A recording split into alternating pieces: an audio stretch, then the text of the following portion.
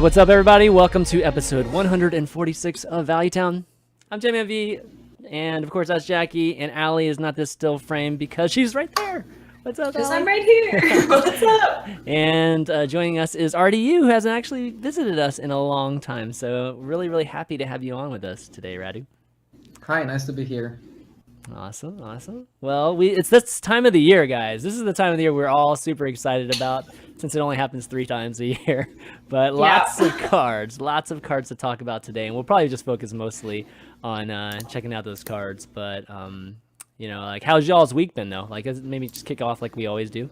Anything cool happen this week? Fantastic. Yeah, Jackie had a good Some week. a little more fantastic than others here. Yeah. Yeah. Nothing too crazy for me. Just playing Hearthstone, honestly. That was just Yeah. a week. Cool. But yeah, Jackie, tell us about that little trophy you got over there on the bed. Yeah, so the reason I had such a fantastic week is that I was at a tournament in Spain called GameGune, or GameGune, and Radu happened to be there as well. Oh, man. Oh, just sticking that knife in, too. No, it was good. Top 4 is perfect for me. Like, that was the objective. That was like the EV plus. How many people? Yeah. How many people were there? Like, it was like one of these. 16. 16. Okay, cool. Yeah. Good deal. And Yeah, so I faced Radu in the semi-final and won, and I beat Calento in the final to win the whole thing. Okay, And God. so this is my That's trophy. amazing. I know. My first ever Hearthstone trophy. Feels good, man. Oh, that's right. It is your first win ever. That's Yeah. awesome, dude. That's Yeah. amazing. Wow. Radu, do you Hey, remember your congrats. first win? That's- You remember your first win? Oh, sorry, Ali. Yeah, like so many years ago. You need to get the trophy case, Jackie. You really do. Yeah, I just got it like on the corner of my bed, like a cheapskate Yeah. right now. Well, Yeah, eventually bet- you're gonna run out of I bet space. You're not gonna be able to stop sleep. at your kilo. But yeah. So the tournament format. So was there any deck that just like crushed, or was it just a tournament where everybody was playing pretty similar decks? Any? I feel like Zoo overperformed. Oh, really? Okay. Really? Yeah, Zoo is really good. I also feel like people that banned Rogue or Druid did better than people that banned Priest. I feel like banning Priest was quite bad. Like, you could just like take your dice a little bit, and people, and also expect people not to play Priest perfectly on LAN. And yeah, worked pretty well. Oh, you can just assume people just don't play perfectly on LAN like that? Really? Yeah. Wow, that's okay. I mean, I guess that kind of makes sense because, you know, of course you're gonna get nervous, and you know, playing priests can be difficult at times. You know, when you get to those later turns. So yeah, okay, cool. Yeah, I mean, I had the strategy of my whole lineup was trying to kind of counter Jade Druid and Rosaka's Priest. Mhm. And I had like Discard Warlock and Tempo Priest and Big Druid and Murloc Nice. Paladin. And yeah, it worked really well. That- So So, Jackie, you banned Rogue? I banned a Rogue, yeah. You doing Rogue, okay. So you played Murloc Paladin. Did you not play your Divine Paladin or that Paladin that we did for Deck of the Week? That was so No. good, dude. That deck With is the hand buff one? Yeah, the hand buff Yeah, one it is pretty performed good, isn't it? I nearly super brought well, it. I dude. nearly brought it, but then I was playing a load of Murloc Paladin, and that was doing even better. So Yeah. I thought I should probably bring Surprisingly. it Well, I was gonna wait until we talk about Deck of the Week, but that buff Paladin, on average, with everybody that played it for Deck of the Week, it was 79% win percentage. Oh, really? Yeah. That's really good. Yeah, it was just. Oh, wow. I need to play that again. Yeah, me too. Yeah, so I was like, maybe he played that during the tournament. That would have been pretty sweet. But still, it sounded like you might have, you know, brought a little bit of a wrinkle to it. So yeah, man, congrats on that. That's awesome. And that was in Spain, right? Like, was it Madrid or Barcelona or anything like that? Yeah, and it was North Spain. It was near Bilbao in a place It's called San Sebastian, the city. Okay. It's in like the Donostia region, I think, if I'm not wrong. Okay, cool. Is it pretty? You get to check anything out there, or just mostly in and out? We walked to the venue every single day, and it was like 25 minutes walk. It was quite nice, but super cold. But Okay. yeah, the view was nice, All right. and the food was Cool. great. The food was great. Okay. Yeah, That's like yeah. authentic Spanish food, right? Like not like Tex-Mex or anything like that. Obviously, Mexican and even Spanish food are completely different. But I don't even know what authentic Spanish food is. Like, what is it? Like, there is like a type of omelet that has potato, that they eat at all the times in the day, All right. and like just different types of meat. Like they had like a kind of butcher at the after party. He had like a pork leg from Yeah. which he was cutting prosciutto just for us fresh. Ooh. Oh. Yeah, that was really nice. Wow, that Prosciutto. sounds really nice. Nice. Yeah. Yeah, I don't think I've ever had that. That sounds really, really good. All right. Well, anyways, that sounds like a great trip. That was definitely awesome. Allie, your birthday was yesterday, so happy belated birthday on the show. So I was Thank you. watching a little of the stream. It looked like a lot of fun. I was watching the beginning of the stream, so it seemed like it was very cheerful in the beginning. How was your day yesterday? Yeah, no, it was a good birthday. I went out to dinner and I actually got a massage. So Yeah, those Ooh. are yeah, that was pretty cool. And it was actually with Soothe. Like they come to your house, like it's an app, Oh, and they like set up really? in your house. Yeah, Really? There's an app that's okay. Cool. Soothe. yeah, it's pretty We're cool. not even sponsored by Soothe. This is We're great. not even sponsored, but if we do get sponsored, Yeah, that exactly. would be nice. That's right. That's right. Yeah, no, it was a quiet birthday, but yeah, the stream was fun. Had a good time. So That's 24. That's great. 24, please. That's like Mm-hmm. super, still young, still super young. Yes. Definitely good. All right, well, why don't we just jump into it, guys? Like instead of everybody's just waiting for us to talk about the cards, anyways. Yeah. So we had the stream with Brian Gibberer and Peter Whalen on Monday or yesterday. At 1 o'clock or 2 o'clock, I think it was here. And I was expecting them to do like a ton of cards for some reason, but they gave us 9 cards, I think, or something like that. So a good start to this reveal season, which is going to be the next 2 weeks, I believe. So why don't we take a look at some of these cards? The first cards I have are going to be rogue cards because they revealed like cards from all the classes and a couple neutral cards too, but. They did reveal 2 rogue cards in particular because they're introducing secrets to rogue now. So this is obviously super new. What do you guys think of that just generally? Secrets for rogue? Anybody? I like it. I think having other classes with secrets is new to the game. I don't have anything against it. Cool. I think it's awesome. Fits pretty well, right? In the theme of the rogue. Like rogues are sneaky and why not? They just need to like make sure that they make enough secrets so that there is counterplay, so that you don't know what you're playing against. But they said they took care of that, so hopefully the third secret fits really well with the first 2. Okay. Yeah, Jackie, what do you think, man? Yeah, I'm really glad. I think secrets are one of the best things about Hearthstone because they're really hard to play around, and you have to it makes the other player think and kind of like if you decide which one they want to play around, and maybe they could get punished by either one. Yeah. And like whenever Secret Hunter is a good deck, I always find that as it's a really hard deck to play against because there's so many secrets and so many ways you can get punished. Yeah. And if that could be a thing in Rogue as well, I think that'd be really good. Yeah. They There also is made only the 3 secrets. though. Yeah, they also made them Yeah. 2 mana, right? So that you cannot play them in Kelesif decks. That's quite interesting. Oh, I didn't even think about that. Yeah. I that's a didn't even good think point. about that either. That's a good point. Yeah. I think thematically it's perfect, right? And in fact, I think it should have been in the beginning that they added secrets to Rogue. The only thing I'll say, just instead of just agreeing with all of us, is just that I think that if we add secrets to all the classes, then it just kind of takes away from some of the class identities from like Hunter and Mage and Paladin. Like we've always associated that with them, and that's always been a big part of their kit. So now that Rogue has it, I feel like it takes a little bit away from them, especially something like Hunter, where I feel like secrets are a major part of it, given that a lot of the other things that they've tried just haven't worked. So Rogue having this is going to be interesting. I hope they don't spend too many resources, too many cards on secrets either, given that Rogue, I think, is designed in a very fun way right now. Like it's pretty well designed, to be honest. And we've been seeing success with Rogue too, and people playing decks that people don't like complain about a ton. They're good, but people don't say, "Oh, this is just ridiculous." So hopefully it doesn't rock the balance too much there with Rogue. But I think yeah, go ahead. I was just gonna say, I think with Rogue thematically, because it makes so much sense, I'm totally fine with Rogue having secrets. But if they introduce it to the other classes, like they should probably just stop with Rogue and have the 4 classes be what they are. Yeah. The secrets now. Yeah. They even said that in the next expansion, they're not going to have any more secrets for Rogue. So maybe in like 2 expansions, they'll have some other secrets. But yeah, Okay. I don't think they'll put like secrets for Warrior or something like that. I think they'll be careful with that. That'd be pretty funny. Secret for There Warrior. If you is- trigger it, it gets 12 armor. You know, crazy like that.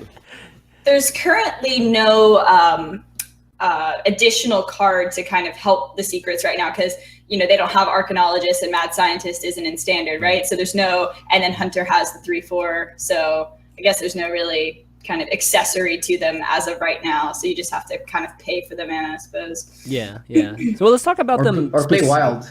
Play Wild. Or play Wild, Yeah, yeah. you can play Wild too. Mad Scientist in Rogue Bogshop. Yeah. Well, let's talk about Sudden Betrayal, like specifically. When a so this is a 2 mana. It's a secret again, guys. These secrets are both common too. So, secret when a minion attacks your hero, instead it attacks one of its neighbors. So, kind of, it's like misdirection, but it's like a specific misdirection. It's going to be, a minion that's next to it. Some positional aspect to it, so that's kind of cool. But overall, I mean, how do you compare this like to maybe another secret that we know of? Is it like Noble Sacrifice? I mean, like, what do you guys think? It's I better don't than know how Noble much- Sack. You think? Like it's better than Noble Sack. It's kind of like a better misdirection. I'm just wondering what is happening if they don't have a neighboring minion. Like, does the secret just not go off? Yeah, I it's think just that's won't what proc. happens. It Yeah. won't. I don't think it'll proc. Yeah. So yeah, you can play around it by having only one minion. That's like an interesting interaction. But it's definitely great if you can get it off. If you can activate it, it's really, really good. But if they play around it, it's not so good. I feel like Noble Sack is actually better, at least in my opinion, because I just feel like, it's always kind of stopping that attack. Mhm, yeah. So I personally would say I think it's Noble Sack's a little better. I don't know how much play this will see, honestly. Yeah, it's Yeah. one of those cards that are so situational, and it's actually pretty easy to play around too. You just attack. Like if you have, even if you have tempo with one minion on the board, and you just attack it with it, right? And then you get a chance to throw down your minion behind it, right? So I would be surprised if this card was played a lot. That would be The thing with Noble Sacrifice is that they can play around it by attacking into a minion. With this card, you can That's also true. play around it by attacking into a minion, but if you attack a minion, then you can No, activate the second one, the cheap death one. That's a good point, actually. So like maybe you play this card when you just are scared of them attacking your face, but you don't care if they attack your minions, and you just like try to put them in a spot where they don't want to be. So it's a defense to use defensively Yeah. then. Yeah. Yeah. it's I think that's much- one thing about it. It's like you wouldn't be playing this in any kind of aggressive rogue because your opponent's probably not. You're going to be in a position where your opponent's probably not hitting you in the face, so you're going to want to play this in some kind of slower, maybe miracle rogue type thing, where you don't have that much stuff on the board early, and then you can get really good value out of this. But yeah, I'm not really sure about it because it can be similar to like Explosive Trap, where your opponent just doesn't attack until they're in a good position to play around it. Right, but being in a good position to play around it is, well, I guess you could throw like small minions down, and that's not so bad, right? I mean, if you just have like a 1/1, you're always going to be able to either trade a big minion at 1/1 Yeah. or 1/1 into the big minion. And Yeah. Mm-hmm. So Shaman and Paladin could probably easily play around this, even if they have to trade something. So yeah, okay, good point.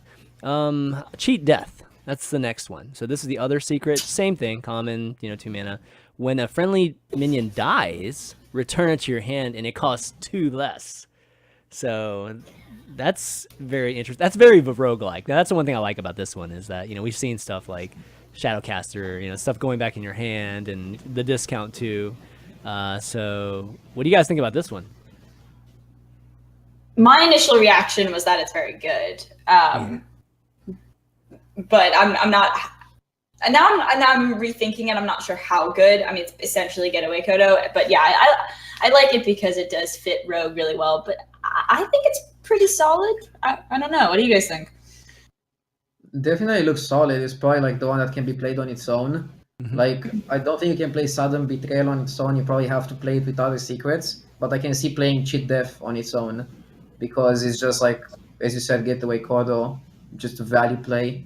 But the question is, if they know that you only play the Cheat Death on its own, then they will just ignore it. So is that worth it? Right. So one way or another, you have to play the secrets together, right? So that might be a good thing or a bad thing. We'll have to just see all the cards and see if you can make a secret deck. And just for clarification, is when it says friendly minion dies, that means when your opponent kills a minion, right? And not when you. Yeah, because secrets only trigger. Yeah, it's right. only on your Yeah, opponent's just turn. clarifying that for a lot of people at home, they might be wondering. Yeah, so they have to obviously jam it into your minion out in there. So you play around it like you play around a lot of other hunter secrets right now. So, all right, it's gonna be interesting. Any taunts that we could throw up that are interesting for Rogue? I can't think of anything, right? Like that's not. Like, Maybe like Saranite Chain Gang and Rogue. Oh, okay, yeah, that's true. Yeah, It's actually good with Chain Gang, because like both minions have the same effect. Yeah, that's true. It's hard to tell if these will be played, because I think in the existing, meta, I don't really, even if I don't think these cards are that bad, I just don't know where you'd put them. So if there is kind of an accessory to them, like I was talking about earlier, maybe they'll see play, but I'm not sure if they will currently. Could play Cheat Death in Quest Rogue. Yeah, I mean they could do that. Yeah, that'd be pretty cool. Quest Rogue's gonna make a comeback at some point. Like at some point it will. I still have this feeling it will. It almost did at one point, and then it just disappeared again really quickly. But yeah, I play it a bit. It's like very similar to Quest Mage. It's just like a bit worse. Okay. But just not better than obviously the tempo rogue that everybody plays right now. No way. Okay. Like Quest Mage is like tier 2, I think, and like Quest Rogue is probably like tier 3. Okay. It's not like ultra bad. It's better than Quest Druid, for example, but it's not the greatest deck. And yeah, probably this card works, but it's super slow. It's going to take one really strong type of, combo rogue or a control rogue to really unseat the tempo rogue right now. And that tempo rogue is just so good.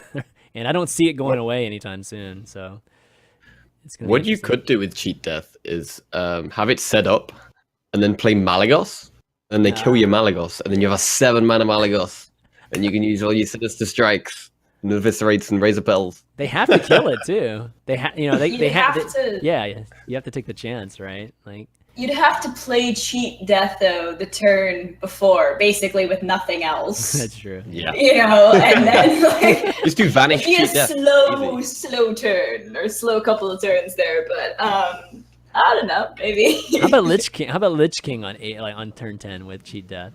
Just leave it sitting out there. Yeah. It's not that great, but yeah, not that great. I mean, you can play it twice. That's about the only good thing. Oh, Prep could work. But it's super expensive. Yeah. It's still too expensive, yeah. Then it's just better to go Malygos Prep Fan or like a better spell. Yeah, good point. Yep. What do you think about playing it in a Miracle type of rogue, and then just having like an explosive start where you just do like Coin, Prep, Cheat Death, Edwin, and then you have a big Edwin, and then if they kill it, then you get a 1-mana Edwin. Okay. You don't have many cards after that though, right? Like you'd have to wait. No, you don't. Yeah, you'd have like 1, 2 cards. 4, right off the bat. Yeah. You have time to get them, and with 1-mana Edwin, it might work actually. Yeah. It might be enough to put out 2 Edwins and just beat your opponent with that. Yeah, that'd be pretty good. It would even work with Auctioneer. Like Auctioneer would probably, if it's like the only card in your hand, you're cycling, and they'll probably kill it, and you can get it back again. And maybe you can get away with 1. I don't know, something like that. And you were saying, Radu, that like your opponent can just like ignore your minion, but then if you're playing minions like questing adventurers and then like cold-blooding your minions and that type of thing, then they can't really ignore them. They can't really ignore it. Yeah. So? No, it might work in a questing Edwin type of deck. It definitely might. Yeah, just another bullet, right? Just one that you didn't have before. Just another questing or another type of big minion. Okay, cool. Definitely a cool dynamic that's been added to Rogue. Next up, we've got these are kind of bigger ones. We've got the Druid ones. So the weapon's been causing a lot of discussion. Like literally the instant it came out. I think Roddy, you might have been the first person to tweet about it because I was like trying to look for it. I'm like, is this real? Is this like a Mechatorix Workshop thing or is this actually real? And it took me a while to realize that, oh yeah, it is real. You just tweeted it so early. But yeah, so we have a weapon and we also have a spell. So why don't we start with the spell here, given that's on the left. It's a 4-mana spell called Branching Path. And there's like this, the artwork is this guy choosing between 2 paths. And it's an epic card. And it's a choose twice keyword, which we've never had it before. Yeah, PogChamp, right? Choose twice. This is it's kind of like adapt twice, right? Draw a card. So the choices you have are draw a card, give your minions +1 attack, or gain 6 armor. So lots of different types of value there. So you can, obviously with drawing a card, getting some, kind of card value there, and then you can be aggressive maybe with +1 attacks, or you can, try to armor up with 6 armor there. Yeah, what do you think about this? This is a really intriguing card. I personally don't think it's very good. Oh, really? Okay. Yeah, I don't know. I just think if you're going aggressive, I think Power of the Wild, Mark of the Lotus, like they're just better cards. If you're looking at like the draw a card and gain 6 armor, it's kind of like a worse shield block. I don't know. I just don't think you would. My opinion is you just wouldn't include it in an aggressive token deck as much as other cards. It's kind of expensive. So that's my first reaction to it. Okay. How about you guys? Still thinking about it. Look at those thinking faces right there. I think no matter whatever you pick, you're always going to be getting like a slightly underpowered option, but it's like the flexibility of it makes it pretty nice. Like you can get like 12 armor for 4 mana, which is going to buy you a lot of time. Drawing 2 cards for 4 mana. Obviously, like Arcane Intellect is 3 mana, so that's kind of what you would expect draw 2 cards to cost. But it's the flexibility that makes it really cool. And what I'm interested to know is how does this work with Fandral? It doesn't work with Fandral. It doesn't work with Fandral. It doesn't? Mm-mm. No, it doesn't. No, it doesn't. Fandral is only for choose one. Yeah. Oh, I was hoping. Oh my god! Like, it didn't work with 3 of them, Fandral, like, dude. twice. Come on, dude. This is like Ultimate Infestation at 4. Something stupid like that. Yeah. No, it doesn't work with that. Yeah. I might have misunderstood. Can you pick the same? Yeah, you can pick the same one. Effect. Yes, you can pick the same one. Oh, okay. Yeah, so... That might change how I feel about the card then, because I didn't realize that at the time. Okay, let me think about it more then. I actually think it's good in Token Druid because you can basically have another like Savage Roar, right? Like a 4/2 if you're in that position, or you can draw. So it's not as good. But the fact that, like you said, Jackie, that it's flexible, I think the real question is, are there decks where you can benefit from the different combinations of picks? So maybe with like a big druid, that drawing cards and armor is a good kind of combination. So you've got, how many combinations? Like 4 combinations that you can have there? Or maybe 3 combinations, right? You can get draw 2 cards or gain 12 armor, or draw 1 card and 6 armor, and that's going to benefit you. So... the aggro probably has a little bit less choices, but I don't know. RDU, what do you think? Unplayable. Unplayable. Okay. All right. There's a lot of options. There's like a lot of permutations. There's like 6 of them, right? Like 6. Like draw. I'm not gonna list them all. But, there's 6. Every single combination is understated. Like you pay more than you get less than what you pay for. So like, I don't think the versatility aspect is that much worth it. Like you already have a lot of versatile cards like Nourish, and the thing about those versatile cards is that they didn't see that much play until Fandral was a thing. Like Fandral makes Nourish really good and such. So because this card has like no synergy, that is like no possibility to be insanely good, I don't think it's fitting in any deck. Like Aggro Druid doesn't want it because they already play too many buffs, I think. And if you play this as an extra buff, you'll probably not have enough minions to sustain it. And Shade Druid, Big Druid already have cards like the weapon that they want to play. So they probably don't have space for this. Yeah, I see what you mean. Like with the Aggro Druid, The fact that you can draw cards, does that add any like kind of new value to an aggro druid? Normally, that's not something that you consider much. But the fact that you have the choice of, basically having this type of, Savage Worth ability, you have like a fail safe to it, or at least you have like a backup plan, which is to draw cards. Does that make it any better in the aggro druid? Like, I feel like it would. I mean, I don't think it's great, but I feel like it's definitely a considerable card because of the flexibility of it, and it gives you a burst still, right? It's still a pretty good burst at 4, and if you have living mana too, you can still finish games, right? So, I mean, living mana might be the reason why this card is probably not good, because you play with very little mana on aggro druid. Yeah, that's a good point. Yeah, that's true. You can't play it on the next turn. That's true. Okay, yeah. It might be one of those cards like the other one that was adapt all minions that you have on the board or whatever. Spores or something. Yeah, eternal spores. Yeah. So, yeah. That Or one was evolving better. spores. Evolving spores, right? Evolving Or- spores. yeah. Okay. Yeah, see, I almost think evolving spores might be better. I mean, it's the card draw that I think is what makes the card like almost good. Mm-hmm. If you're not saying it's good, what makes it almost good is the flexibility of the card draw. Personally, Yeah. So, but yeah, I'm gonna stick with Radu on this and say I don't think it'll see much play. One thing that I'm interested in is, the 1 mana druid Spellstone, which upgrades every time you gain 3 armor. If you gain 6 armor at once, does it upgrade twice? No, Or do you no, know? Or do you know if you I have think to it's do per 3 and then turn. 3 I again? think you're limited per turn. No, you're not limited per turn, Is it? but like one activation only counts right, once. Right. One cast. So like if you get right. Okay. yeah, one cast, it's like per cast kind of. So like Kuhn for 10 armor would only upgrade it once. Yes. Yeah. But you can play like Kuhn, and then you can play the branching paths, and you can upgrade it twice in the same turn.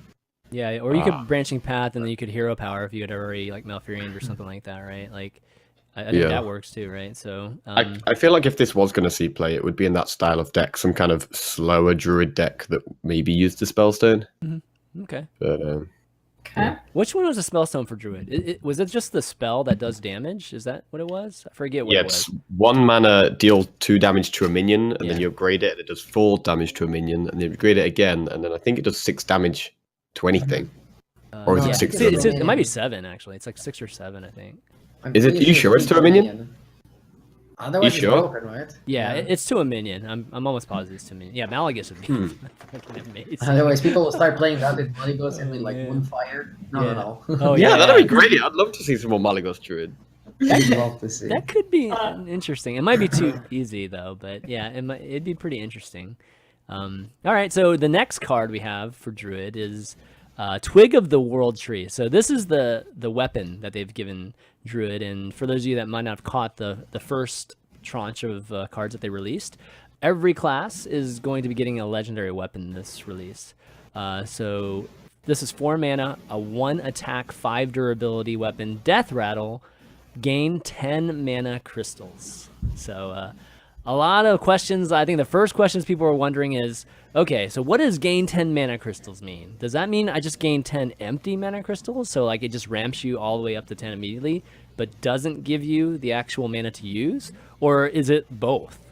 And the answer is it's both. Like you get both. Like you get the mana. You get both? Yeah, whenever you do. So I think this is really intriguing as to when, to trigger it, from the standpoint of playing against it, as well as, figuring out the best ways for you to trigger it. And most common thing people say, been talking about is Medivh, right? Medivh obviously kills this weapon, and druids just don't have any other weapons besides that right now. And then that can turn into a crazy kind of turn with Medivh. But yeah, what do you guys think about this? I mean, people overhyping it, or is this actually really, really good? Let me get this straight. Oh, I said this before the show started. You're on 9 mana. You use up all your 9 mana. Yep. Then you destroy the weapon, Yep. and then it refreshes. I think that's insane. Like I think that's really good. I like it a lot. Yeah, if you can kill your own weapon on your turn, then that's that kind of turn. It's Yeah. that kind of turn. Yeah, I mean, I think it's great, honestly. If your opponent Yeah, kills it, then it's just a ramp up to 10, basically. That's what it is. Coin it out on 3, or and we kind of get it rolling. It has some counterplay though, like if they Wooz it or Harrison it, maybe like one turn before you can Medivh, then they only ramp you up to 10, but they deny you the Medivh combo. So, but I still think you'll play it in like every bigger druid or J druid because you just like insta win if you hit your Medivh combo. Maybe you'll want to play Maligos too, but the Maligos combo doesn't work if they use your weapon. Yeah, that's a good point. It's true. Yeah, I don't see why you wouldn't try to add that to a winning condition for, just some of the druids we already see. Because it's pretty easy to add to your deck, and easy. I mean, it's not that hard to play with it. Like you don't have to adjust much. And then your opponent has to adjust a lot, right? To be able to make the value of it as inefficient as possible. Because you're going to get value no matter what. Unless, it's already on 10 mana, and for whatever reason they're able to kill it and you get nothing from it, right? Right. Would you play 2 or just? Oh no, you can only play 1. It's a legend, right? So that'd be crazy if you could play 2, right? So you have to play Medivh, right? There's no question about that, is there? Mm-hmm. Yeah. No, you play Medivh, you play UI. Like even just getting UI is like really great with this. Because you can like UI, kill your weapon, and then like play for 10 more mana, whatever you want. Mm-hmm. God, that That's I think the problem's obviously the durability. Like if you don't draw your Medivh, it's going to take a long time to get rid of it, and it is very slow. And typically Druid does have very slow early game already, so it's not really helping Druid in any of their kind of like Druid's still probably going to get crushed by really aggressive decks, but but spreading plague. Yeah, that's the hey, thing. Man, that one Don't attack underestimate with the one spreading attack plague. of the 1/5s, it adds up. Yeah, exactly. I think this card's being slightly overhyped. It's definitely good. Like it will definitely see some play in some big druid lists because it can win you games on its own. It can give you really swingy turns, like Radu said with UI, etc. And Medivh. But it is also if your opponent has like a taunt. Say your opponent plays something like a Lich King. You need to be able to attack with this weapon to get rid of it. Like you don't want to attack 1 damage into a Lich King, so you're gonna have to maybe hold back with it sometimes and not attack to like not take a ton of damage for no reason. So yeah. Well, so I want to post something out here, which is Bone Mare as well. Yeah, Bone Mare too. That's true.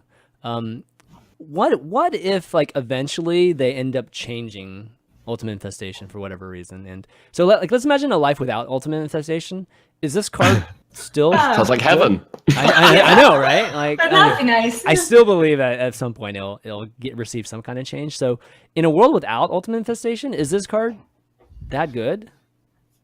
Even with Medivh, I mean, is it really that good? I still think it's good. Okay.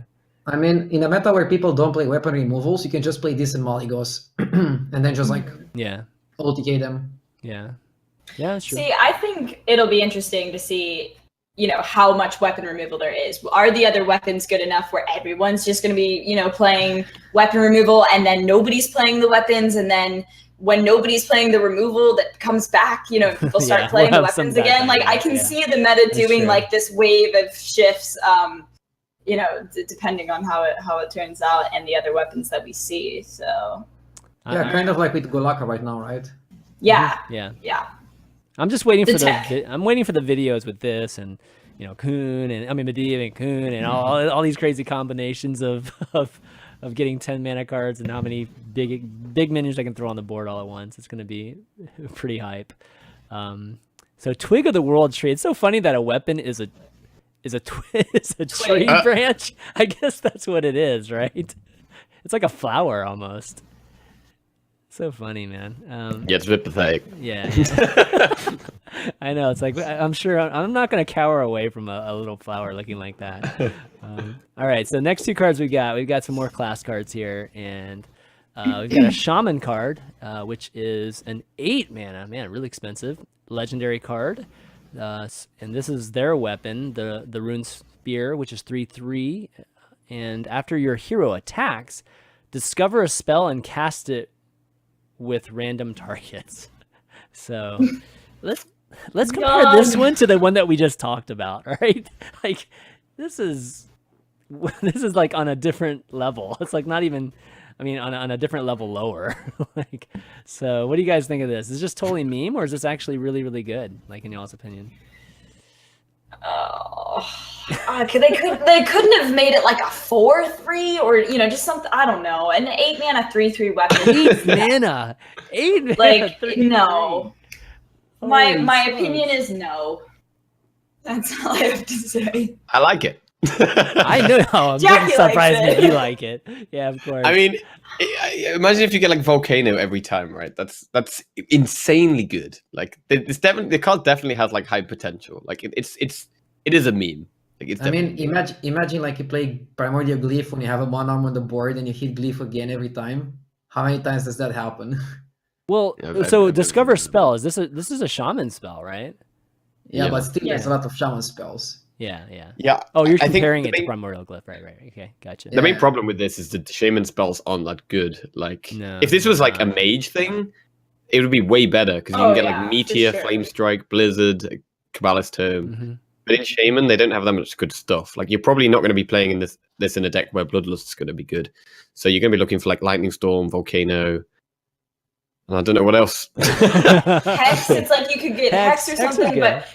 but it's random, So I know guess it's it random depends. target too, so it's like Yeah. it almost has to be AOE.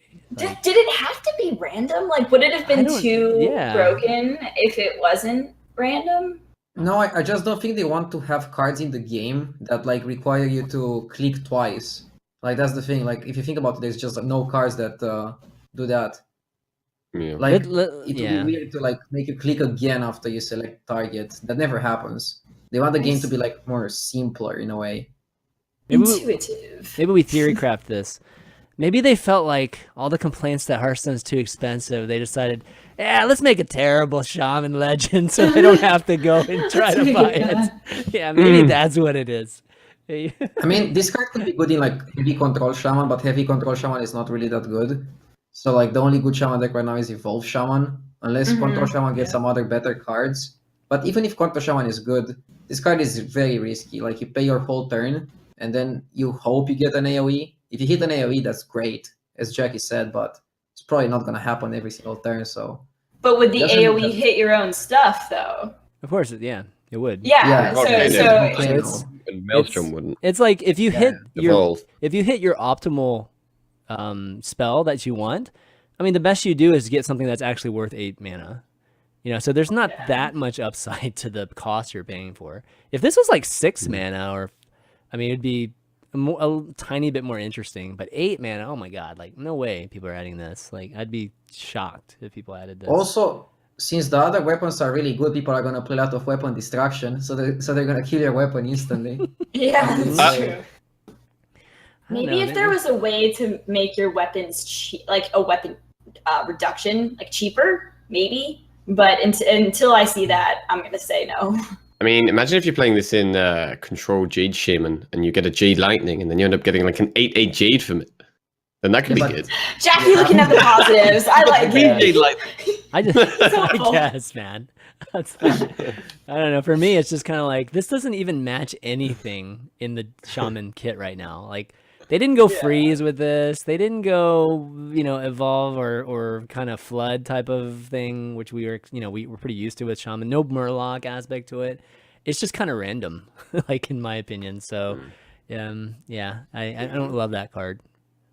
All right, we got a priest card. So just to I guess maybe have the dynamic, I had to kind of balance it out and put the priest card next, which is the 4 mana dragon. That's a rare, not even a legendary. It's a rare. That's 3/3 Duskbreaker, and its battle cry. If you're holding a dragon, deal 3 damage to all other minions, which is I love it. wow. I love like that is crazy. Like really, really good.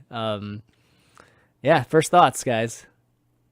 I love it. I know you love it. Great. It's a dragon card. Someone else besides me. Yeah. Yeah, I think it's obviously extremely powerful. But I think probably one of the reasons they printed this is that they want kind of control decks to have kind of like consistent AoE. And right now, Priest is extremely reliant on Dragonfire Potion, especially if you're playing like Dragon Priest, which is just like probably not really playing like Orc Circle or one of these like combo AoEs. So it's just going to allow like Dragon Priest in particular to more consistently be a control deck that's going to be like removing stuff. So Dragon Priest could be a good deck. Yeah, I like it because it's not like it's going into the Kazakus Priest, like Kazakus Priest doesn't need any more removal in my opinion. Like that's already a great deck. But it could. So, why not, right? Like I guess you'd have to have well, another dragon. If you're gonna make a dragon build, sure. But if you're doing what we know now with the Velen and everything, like I don't think this is buffing an already amazing deck. I think it's just giving dragons their time to shine. So. Yeah. It seems to be that time of year because last year we got Dragonid Operative, so it was definitely enabling Dragon Priest to become top tier. Ratty, what do you think, man? I think it's a very powerful card, but people kind of overhype it on Twitter. They say like it's the best card of all time or such. Zola was quoted as saying best card of all time. Wow. No. I mean, Dragon Priest has some weaknesses, and not being able to clear the board is one of them. And this guy clears the board while also putting a minion on the board. And the minion is a dragon, so you can also use him for another combo. So it might be very close to operative in power levels. So Dragon Priest, I think, will be a deck.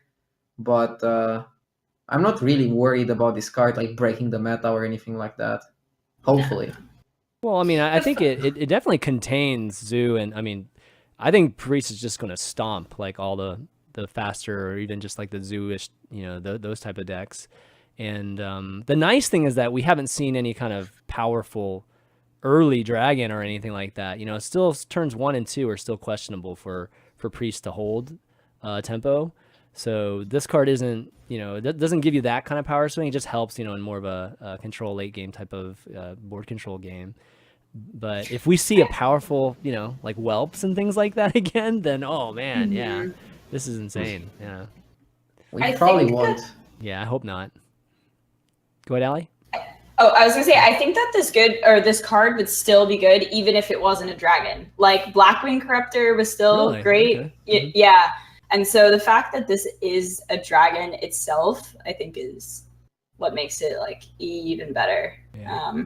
Because I think you'd still play it in a Dragon Priest deck, even if it wasn't Dragon itself. I mean, I just look at the text, and I think, this was supposed to be kind of, a tiny bit like situation where it's like it's not going to be 100%, proccing, because you need a dragon. But I feel like any deck that has this is almost 100% that it's going to deal 3 damage. I mean, like it's going to proc like every single time.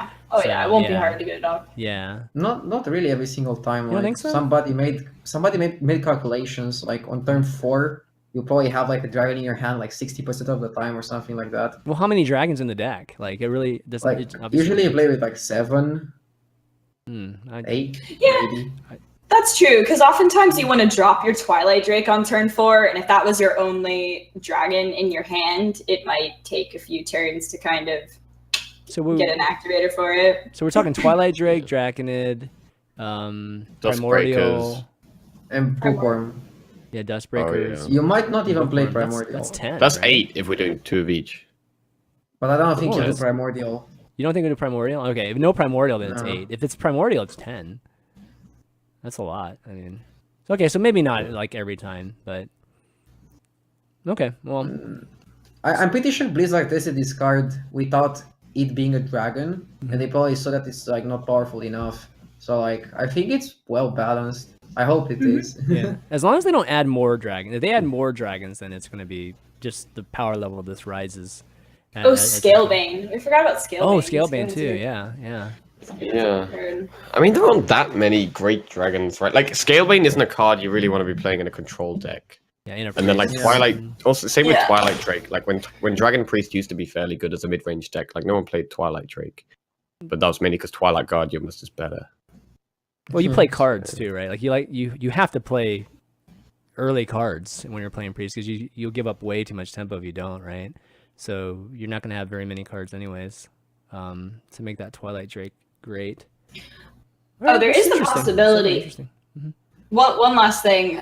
There is the possibility of playing 2 in a turn. Yeah, Like that's a pretty massive board clear. that's probably a full board clear, a large percentage of the time. So, all right. You Well, can pop anyways. Divine Shields like first with the first one. Yeah. So I think it's good. Maybe that's why he's a 3/3, so that if you play 2, the second one kills the first one. Probably. That's probably why. Yeah. yeah. Well, anyways, I think it's going to definitely help Dragon Priest, and we're going to see it rise. We'll see how high it actually goes up. I mean, if it's tier 2, tier 1. Next thing we've got is okay. So we've got 2 cards, or actually 1 card that was released today, which was Zola the Gorgon. And Trump had this like really funny video with it. It's pretty interesting. It's not a class card, so it's just a neutral card that's 3 mana, 2/2 legendary. Zola the Gorgon, battle cry, choose a friendly minion, and then add a golden copy of it to your hand. Not just a regular one, guys. It's a golden one. So they should have called her Midas. Midas the Gorgon or something like that. That would have been cool. I mean, in some games, you can be like, if you've never seen the golden copy of a card, you can be like, well, I could copy my Prince Keleseth, but I've never seen golden patches before, so I'm going to add them. Oh, I'm sure people have seen golden patches. It's not on their side of the board. Yeah. If the card ends up being good, you should change the name of the show from Value Town to Zola Town. Zola Town. Yeah, that's true. Man. Oh my god, that's funny. No, but pretty interesting. We've definitely seen this type of interaction in Rogue. With what's it, Shadowcaster, and we've seen even Soulcaster, kind of similar. I mean, nothing's like exactly as straightforward as this card. I think the other implementations have been a little bit more difficult to pull off. So discover in your deck, or get the card and put it in your deck and not in your hand. This one's just straightforward. Like, hey, whatever minion you got on the board, it literally comes back to your hand. You can like play it next turn or even the same turn. So if it's a good battle cry card, for instance, it's going to be pretty solid. So, I think we've maybe done exercises like this on the show where we're like, if it was not Rogue, what kind of other classes would Shadowcaster be good in? That sort of thing. And I feel like that's what we're seeing here. This is like, a non-class card, and we can play it in any deck. So what do you guys, any kind of examples you guys can think of that would be amazing? Amazing Kazakus? card. Like Aya, or Aya's not bad, right? Kazakus is a good one. Yeah, Kazakus is a good one. Yeah. It's expensive. It's like more expensive than Bran. It requires 11 mana. But still, like you can do it over 2 turns. Might work. Like You could also play this in Quest Rogue. Jackie, this Come on, one's Jackie. Yes, Jackie. Bonus points, right? I don't know. Yeah. I feel like this card is just super flexible as a control card. I can't even think of all the possibilities right now, but Yeah. just adding another copy of a minion to your hand, like I feel like the possibilities are endless, and it's not that bad. Like 3 mana 2/2, like Cheap. Yeah. it's pretty good. So I feel like this card's actually really good in my opinion. Yeah, I think any deck where you've got a lot of powerful like battle cry effects, this will probably fit in. I mean, maybe even Dragon Priest. Dragon Priest has got a load of good battle cries, especially with the new 4-drop as well. Get another Draken in too. It's pretty darn good. Right? And it's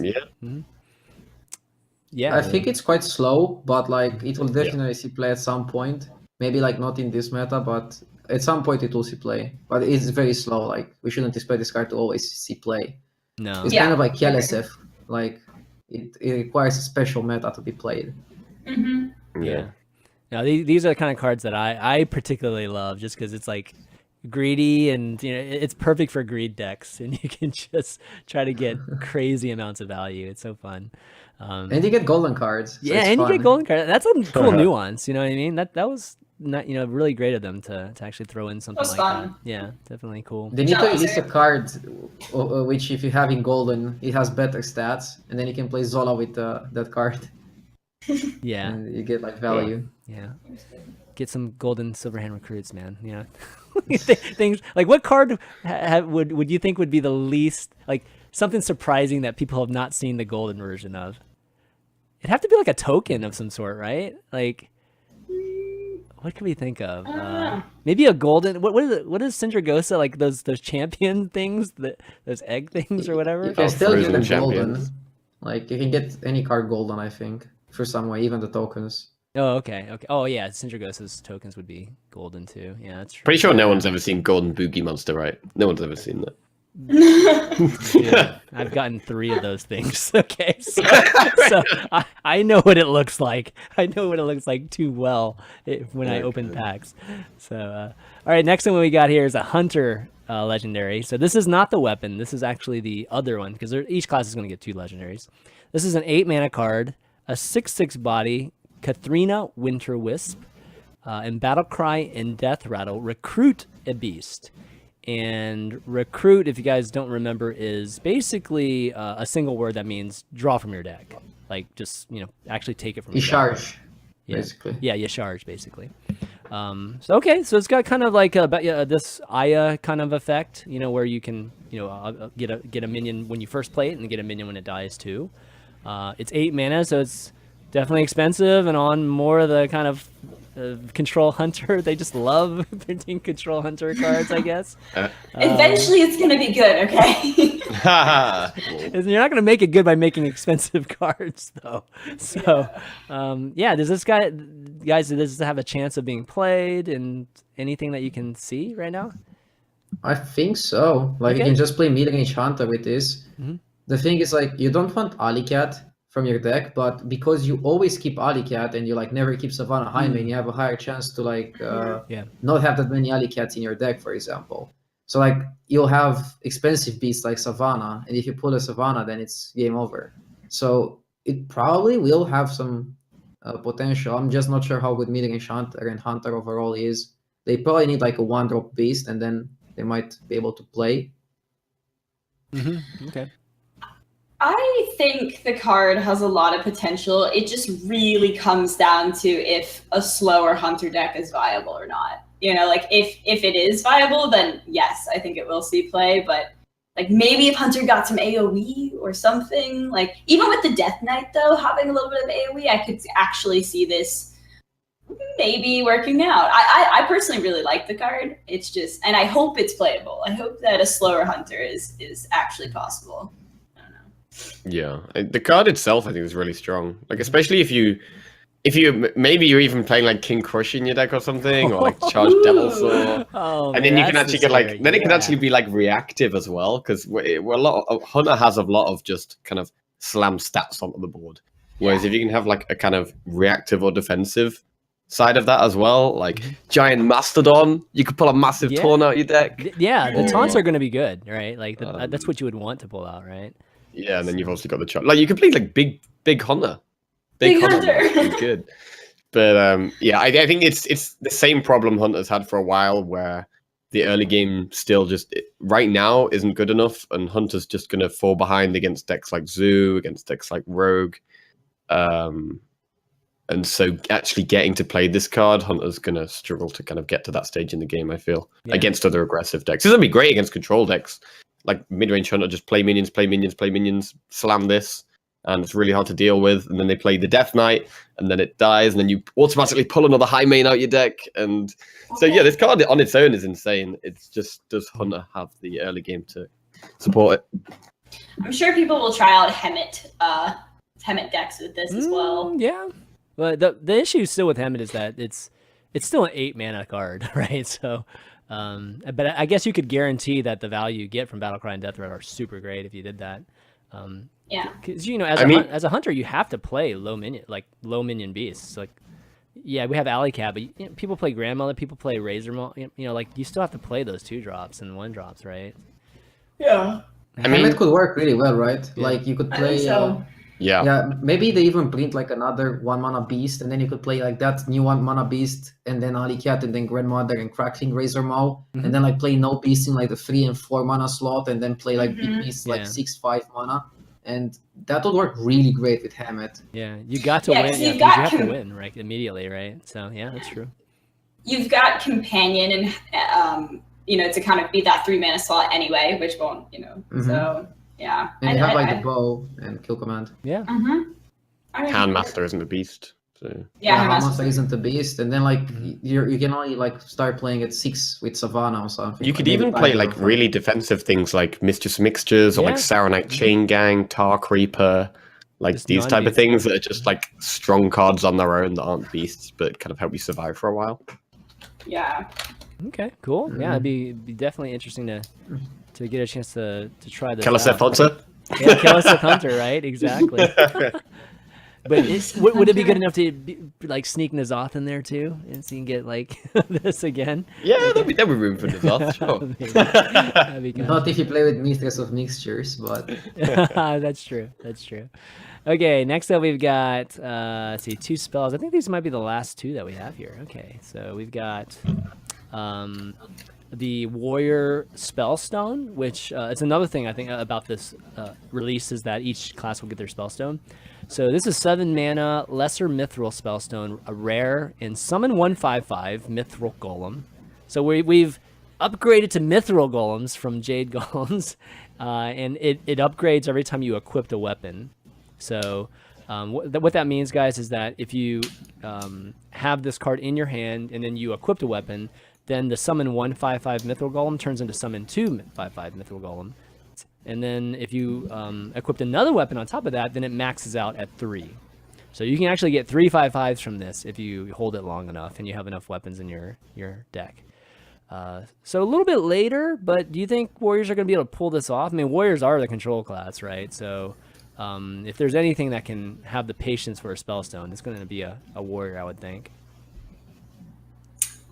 I just don't know if it's worth it. Like, you know, like is the effect of getting these 5/5s good enough for how expensive it is? Like, obviously, like I think they could survive to get to this point, right?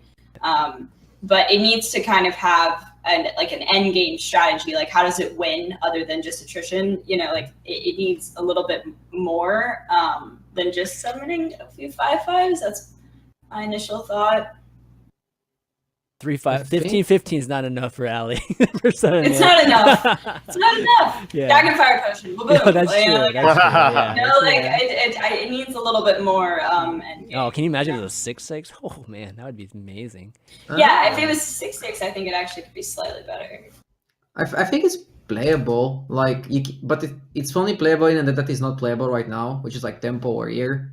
Like you play with Nzoffer's Mate, you play with the 4-mana weapon, you play with Malkorok, and if you can get it to summon 3 5/5s, you can just play that card and have 3 5/5s and force your opponent to use removal on those 3 5/5s and not overextend. So if you can upgrade it to 3 and use it smartly, and Tempo Warrior actually works, it might be good, but it's kind of situational. Like other than Tempo Warrior, I don't see it being played in Pirates, and I don't see it being played in Control.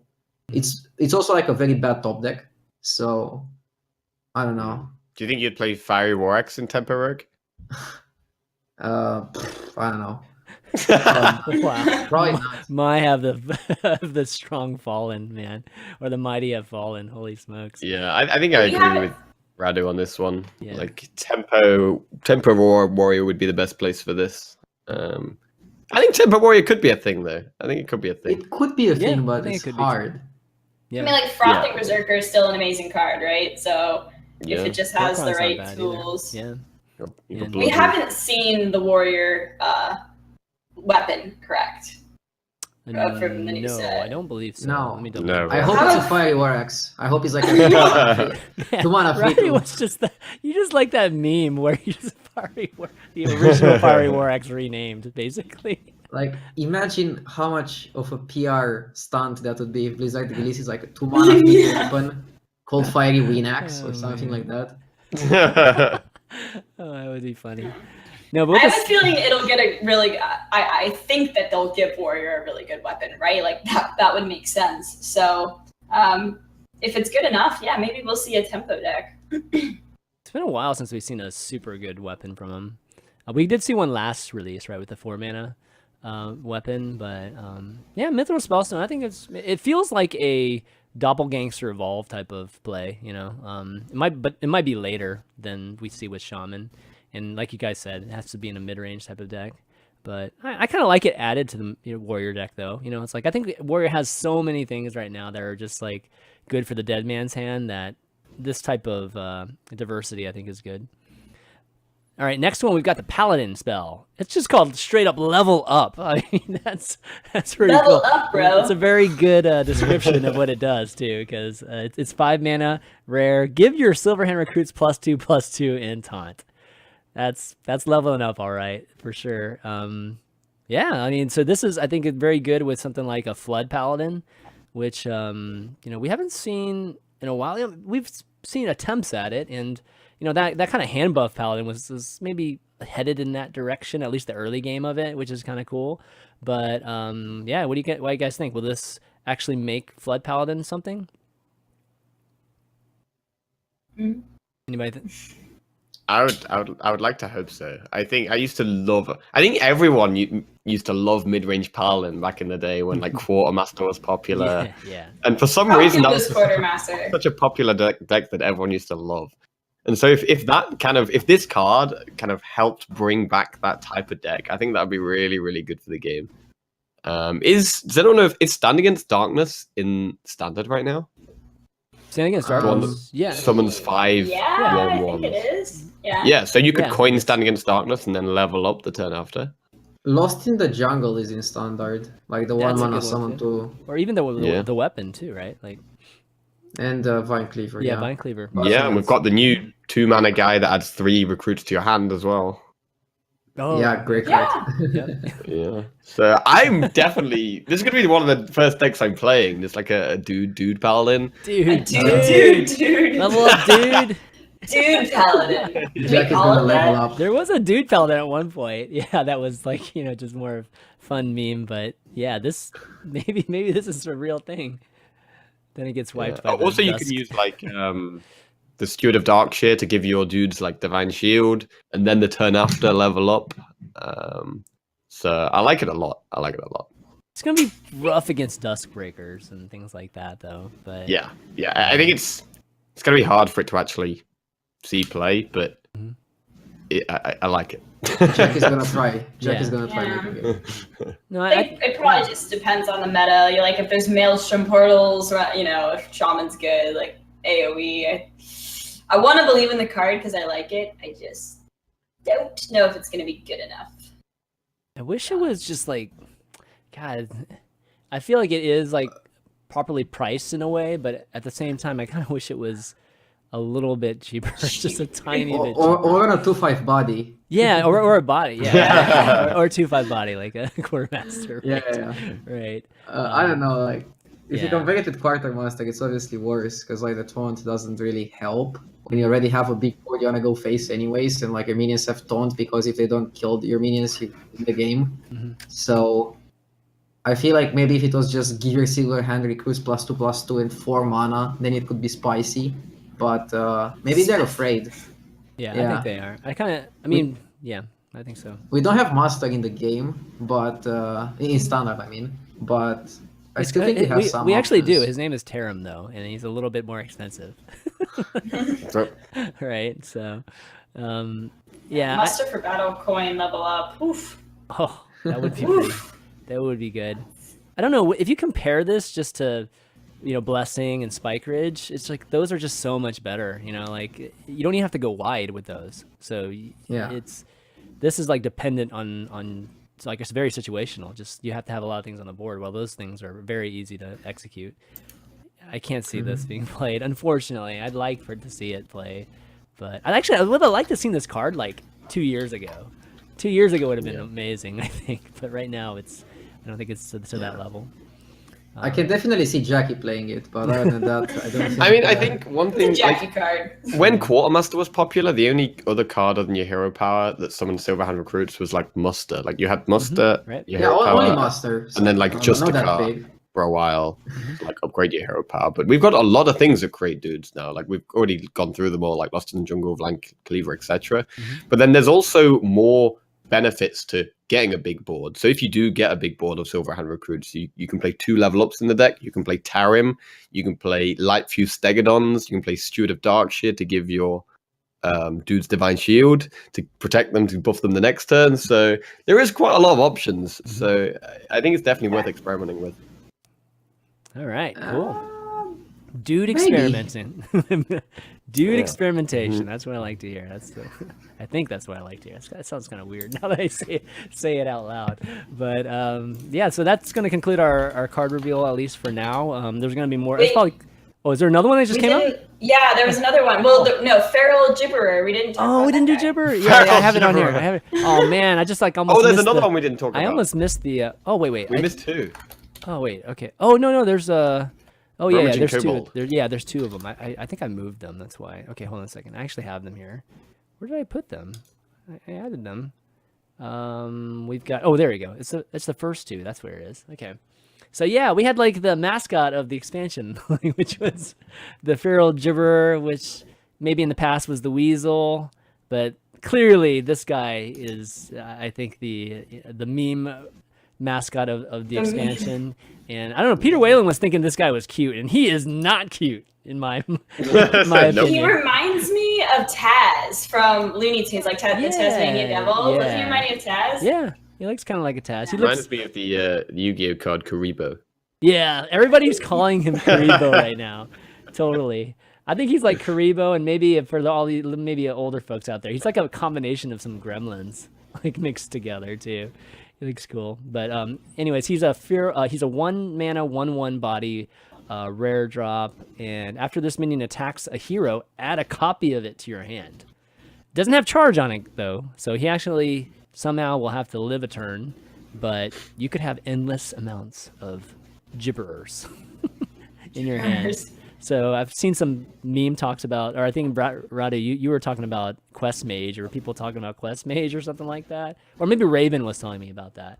And No, I didn't talk about this card at all. he's like, that's a terrible idea. I think it's a bit wasted potential. Like maybe they could have made it like 2 mana and give it charge. Yeah. Then it would be like, interesting. But like now it's just like plain unplayable. I disagree with that straight away. Come on, Jackie. I use playable in Quest Hunters, definitely. Sell me on this card, Jackie, because I also agree. a with druid. Radu. I mean, this is like token druid. Like this is a card. It's like, you know, when everyone first like fledgling, like it's a 3-mana 3/3. Yeah. You think, okay, it's a 3-mana 3/3. It's just an understated card. It's just going to get removed and then do nothing. This is like that. It's like a 1-mana 1/1. It looks terrible.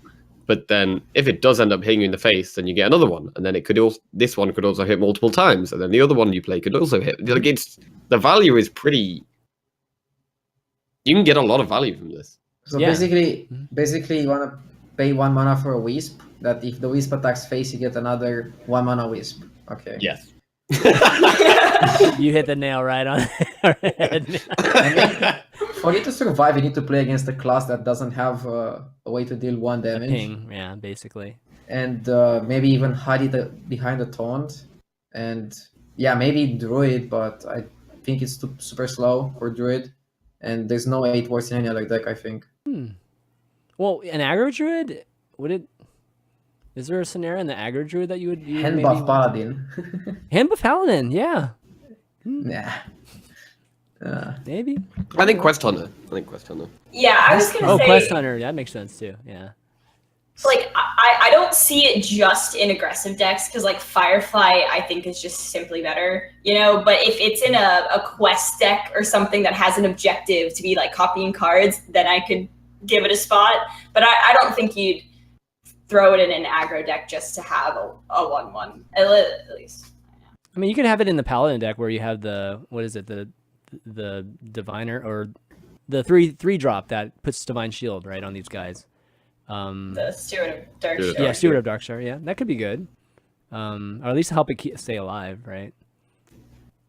But okay. Well, anyways, interesting. I don't, like you said, Radu, I don't know if it is wasted on the kind of body that it's on or not, but the fact that you kind of add it back into your hand isn't something that we've seen other than the Hunter, right? The Raptors that were introduced in Ungoro. So pretty. I think it'd be interesting if somebody makes it good.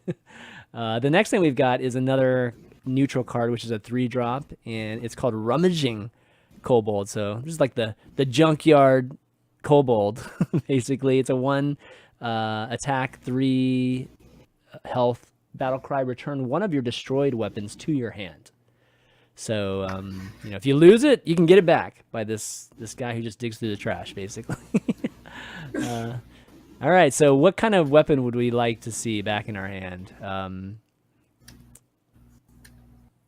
Atiesh, probably if it got destroyed. I mean, that would be great, right? Yeah. It goes back to your hand, though. How much is Atiesh? Do we know? Like 3 mana? Or Great question. Yeah, I have actually, no I have idea. no idea. a trivia question. How much is Atiesh whenever it's back in your hand? But even if it's like super cheap, you need to play it after you already lost Atiesh. And let's say like Medivh is your only weapon in the deck. If you draw it pre-Medivh, it's like useless. And like, Yeah. how many of this guy do you want to play? Do you want to play like one? Do you want to play two? And you only have like one Medivh. You have to play it after the Medivh. Like, I think this can only see play in decks that have a lot of weapons, which is like what Pirate Warrior. And decks that have a lot of weapons that usually have time to play this.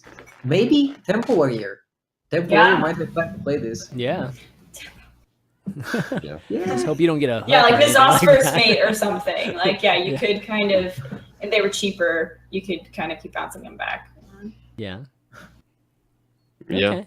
I think I agree with that. It's any even though the kind of like legendary weapons are probably going to be the best things to get back from this, you're not going to be playing this. There's no way you're playing this in the deck where you've only got one weapon in the deck. Yeah. Yeah. So yeah, Warrior is a possibility. I also think maybe like Shaman, like if you go like Jade Claws on turn 2, and then you swing with it twice, then you play this, and then you can Jade Claws again. It's a And, bit like, of curve get though. more Like Jades. if you Jade Close on 2, you'll have like 2 mana on 3, and then you have like 4 mana on 4. So like when do you play this guy? That's the problem. Yeah, It's such a weak body. the stats are so bad. Like if it Yeah, was a they're 2/2, so bad.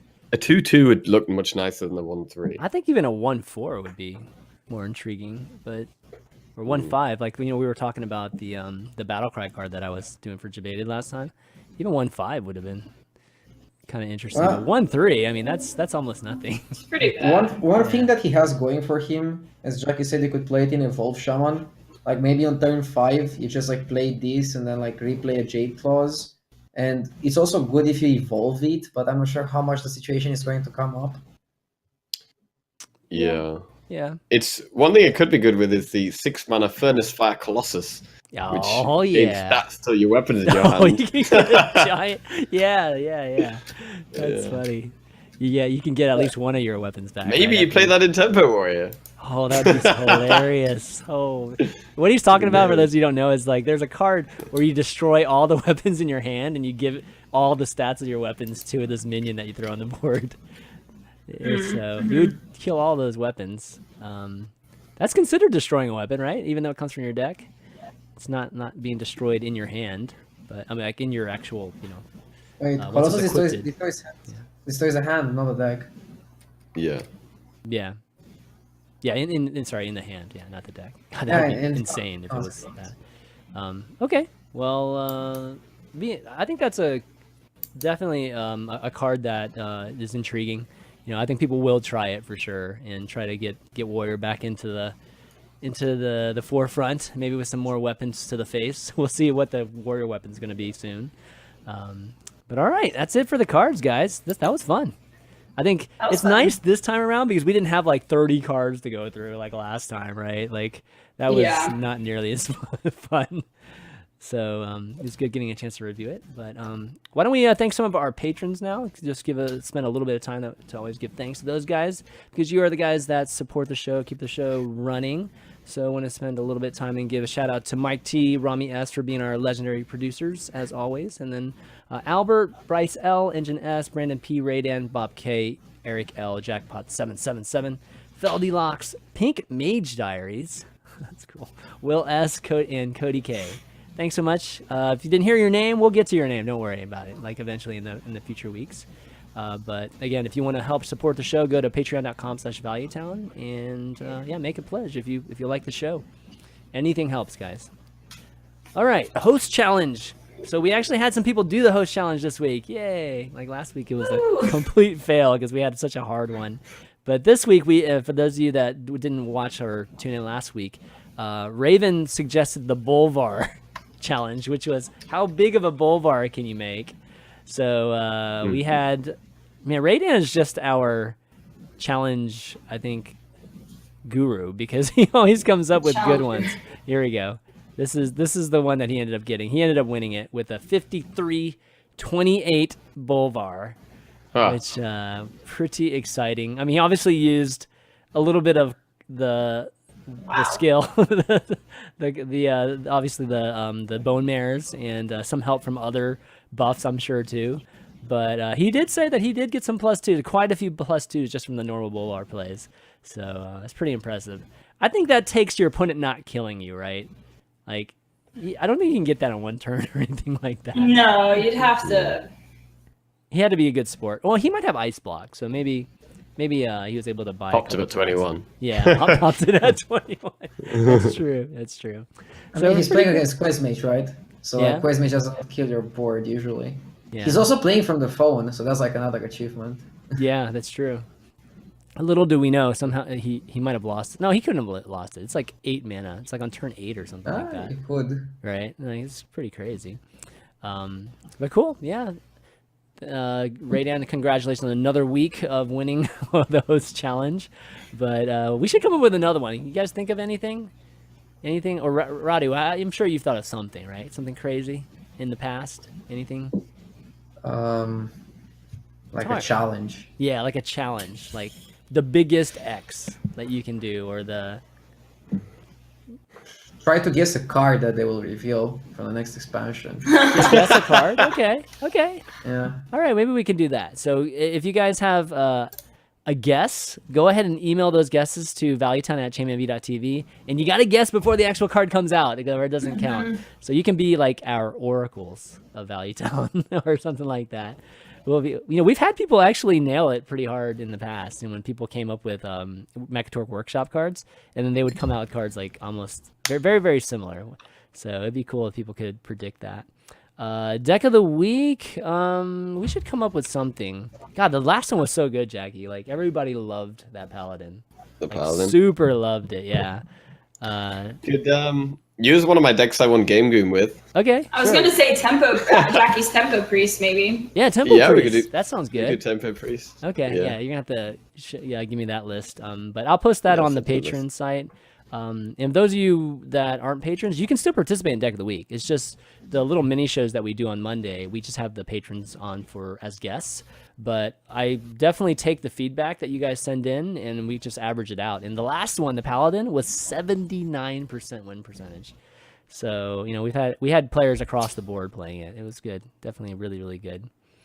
All right, so Q&A. We've got one question from Ahmed, of course. He says, with AI destroying professional players in Dota 2, and with Google DeepMind tackling StarCraft 2, do you think Hearthstone is a good game for AI to test its abilities and beat professional Hearthstone players? I love this question. When is RDU going to lose to a computer? Is basically, and Jackie, when are you guys going to lose to a computer like in a tournament? That's what they're wondering. What do you guys think? I'm sure somebody's tried it, are trying it, but it's so hard. I mean, like, the permutations are huge, right? So, Can I say something? Yeah. I was gonna say it almost doesn't matter at some point though, because with Hearthstone, there's always going to be that RNG element. So an AI might be able to calculate the best optimal play, the best probability of doing everything, but RNG is still a factor. So I think at that point, of course the AI could win, but the professional player could just as easily win because of random effects. I mean, it's kind of like poker, right? Bots playing poker and how they do, like, overall. In a way, I mean, maybe it's not quite as crazy as that. Artie, you could probably speak to it a lot. I know you use a lot of numbers. Yeah. Yeah, like the funny thing is that while traveling to GameGune, I was discussing with Nevia on the bus, and we talked exactly about this subject for like 1 hour. Wow, really? I don't know if we got an hour here, but yeah. Yeah, like the conclusion basically is that I don't think it's easy to make an AI for Hearthstone, because to play perfect Hearthstone, you need to know what your opponent's deck looks like. Like, you need to understand the meta game, know what decks are played in the meta game, and ideally nail your opponent's deck to like 29, 30 cards so that you can play around cards optimally. and then it's just like a game of percentages about what you make the correct play. Because like trading on board and these kind of things, if you can train for like 1 month, you can probably do them perfectly. But it takes a lot of skill to try to read what your opponent has in the hand and play around cards optimally. And that can probably be very hard to be implemented in a bot.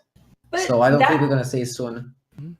That's essentially what AI does, though, when it learns. Like with Dota, it tells the AI, here's the objective. The objective is win, and it gives like very simplistic, like you can't do this, you can do this, and it literally runs itself a million times until it learns how to win.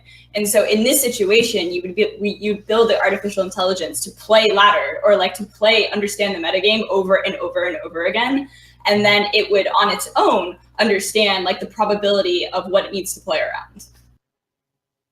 Okay. Like that's how it worked with Dota. And so I feel like it would be the same thing with Hearthstone. It would just play thousands of games, and then that's how it would calculate what it needs to calculate, just the way that.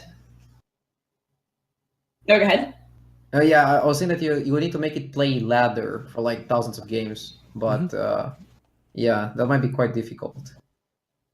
Yeah, I mean, I don't think it'd be difficult at all. I don't. I mean, it's definitely not simple, but is it doable? It's definitely doable. It's just, you'd have to have like a lot of resources dedicated to it, and some machine learning obviously involved too, and just to make it as optimal as possible. But you could create an algorithm that could learn nuances, not just be literally a statistical type of calculator, and have it eventually get to the point where it's playing, I think, better than all Hearthstone players, to be honest. They can still lose, like you said, Allie, so it's not going to be like clear in results necessarily. Like you're still going to see somebody that's probably winning like 70% of the time versus winning 100% of the time. But absolutely it is. I didn't even realize the AI was destroying Dota 2 players right now. Like, did you guys know about this? It's crushing them. Oh, I didn't even know that. Them. Wow, okay.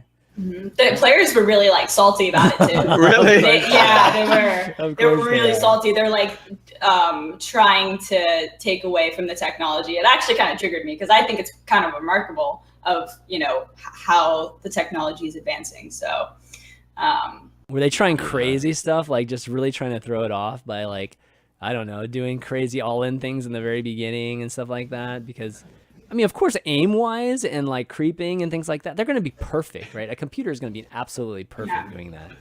There was actually strategies that the players learned from the AI. Oh, that's just nice. like That's the cool. ancient game of the AlphaGo. They're actually the people or the Human professionals that have had these strategies over time, and they've learned from the AI, even in that ancient game, and it like blew their minds. So no, I think the possibilities with Hearthstone are also can be comparable to these games, but the random element of Hearthstone is what would really like kind of be a toss-up sometimes.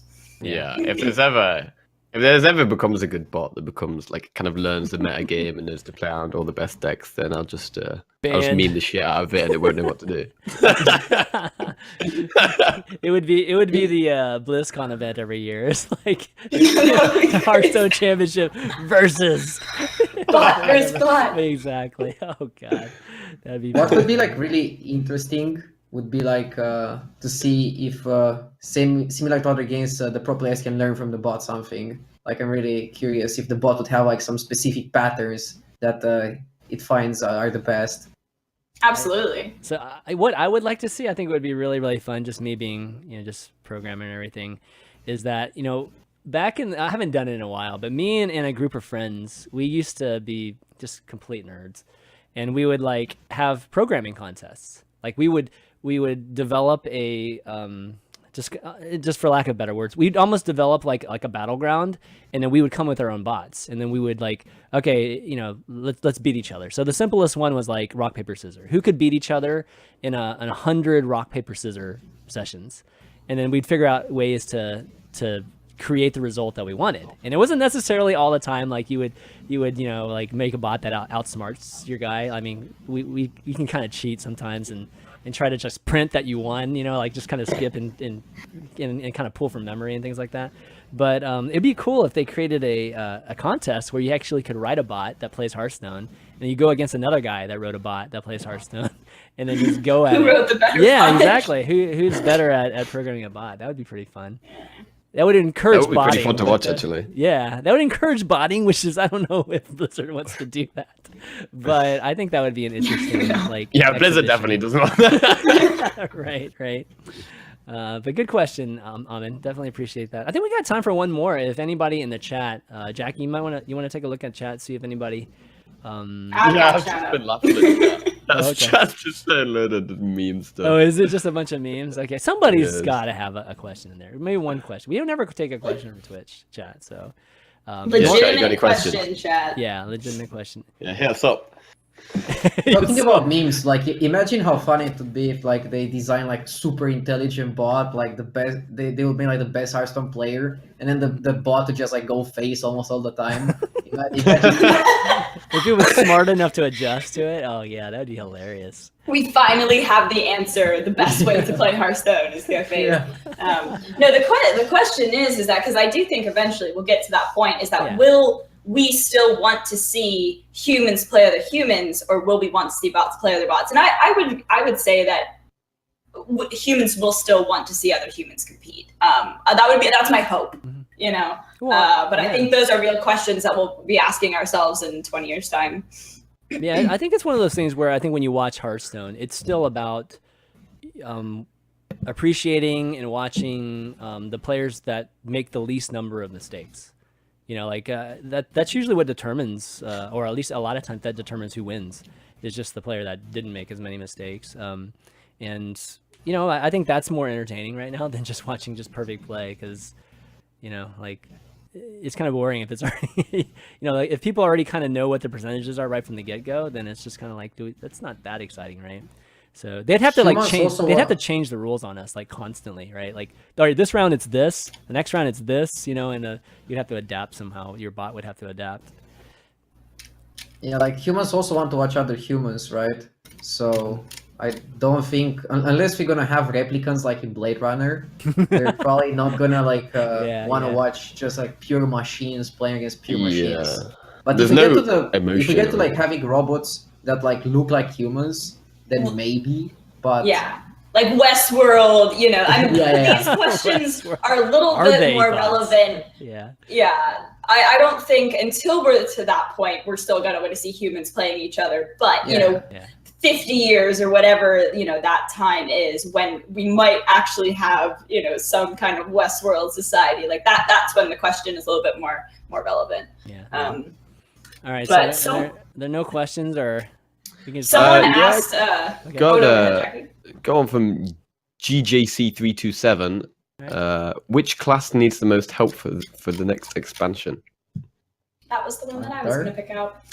Which needs the most help Hunter. for the next expansion? Hmm. Yeah, I would say definitely Hunter. I mean, I think they've got it in. I think the secret they've got is pretty good. The 2 mana. Okay. Is it when your heroes attack to summon a 3 mana minion? yeah, what I it think was? so. Yeah, that's Yeah. pretty good. Yeah. think so? And I think the legendary we've seen today is also. I think it's really powerful, but it doesn't really help them with their current problem. Mhm. And I think warrior needs a little bit of help. I think warrior's kind of in a. I never play warriors. I play more hunters than I do warriors, honestly. Well, if you don't like to play Dead Man's Hand Warrior, then you're not going to like to play Warrior right now, right? So Yeah, which I don't. Yeah. So. I can't play too much of it either. I play a little bit, and then it's like, oh, okay, I'm getting bored, so let's play something else. But yeah, I'd like to see Warrior too. I think that would be the biggest one. Yeah. Okay, well, why don't we wrap up? It was a lot of fun, and yeah, RDU is obviously great to have you on. It's always fun to have you on. Thanks for And, having me. Yeah, it's always a pleasure. Any shout outs you want to do before you take off? To my team, G2 Esports. All right. G2. Yeah, G2. Yeah. Okay, cool. Yeah, you can follow RDU on @G2RDU. And what's your stream again for everybody, just in case they don't know? RDU Live. Okay, RDU Live. Awesome. Allie, want to do some shout outs? Shout out to Jackie, my Steam F2K. And also to Twitch chat. How you guys doing? And Our patrons, thank you very much for supporting us.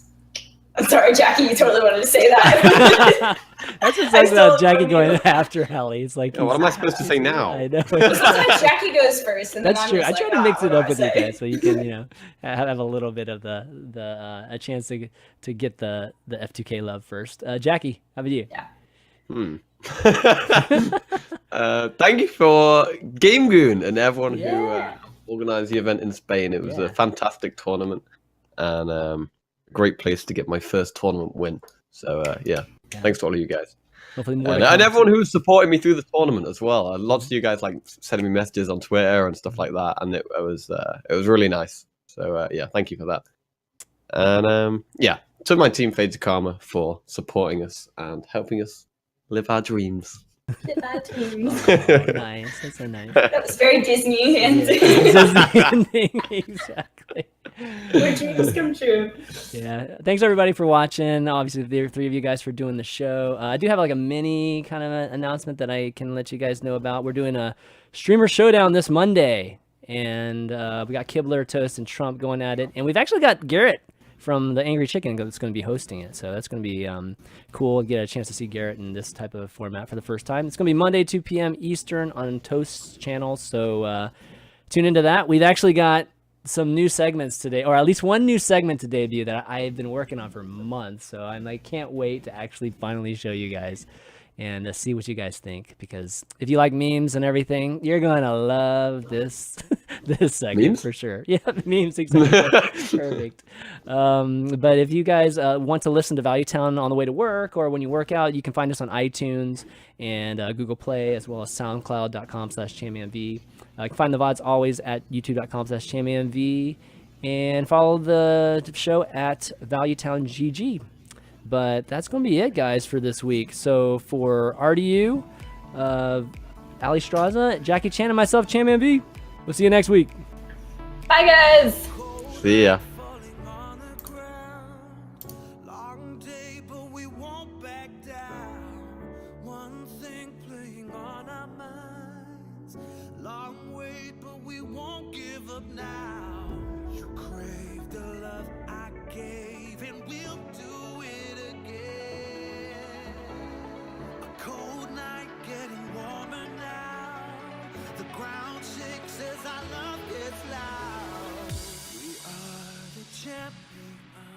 Champions of the night.